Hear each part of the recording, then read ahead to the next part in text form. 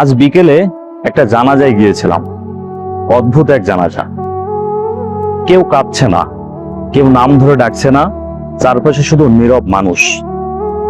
আমি পাশে দাঁড়ানো একজনকে জিজ্ঞেস করলাম, মৃত মানুষটা কে?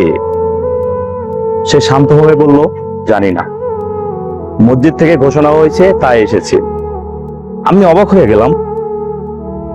একটা মানুষ যে একসময় হেসেছে, কথা বলেছে, স্বপ্ন দেখেছে, আজ পৃথিবী থেকে চলে গেল, কিন্তু তাকে চেনার মতো, তার জন্য কান্না করার মতো, তার নাম ধরে ডাকার মতো কাউকে দেখলাম না।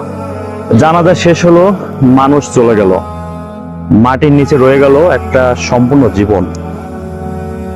ফিরে আসার পরে শুধু একটা কথাই মাথায় ঘুরছিল, আমার জানাজা কেমন হবে? মানুষ কি আমাকে মনে রাখবে, নাকি শুধু দায়িত্ব মনে করে নামাজ পড়ে চলে যাবে? আমরা দুনিয়ার জন্য কত কিছু করি, মানুষের কাছে বড় হতে চাই, নিজেকে প্রমাণ করতে চাই, কিন্তু শেষ ঠিকানা আমাদের সাথে যাবে শুধু আমোদ। না টাকা, না পরিচয়, না জনপ্রিয়তা, শুধু নামাজ, রোজা, দোয়া, শুধু ভালো কাজ। আজ রাতে ঘুমানোর আগে একটা প্রশ্ন নিজেকে করো, যদি আজই আমার শেষ রাত হয়, আমি কি প্রস্তুত?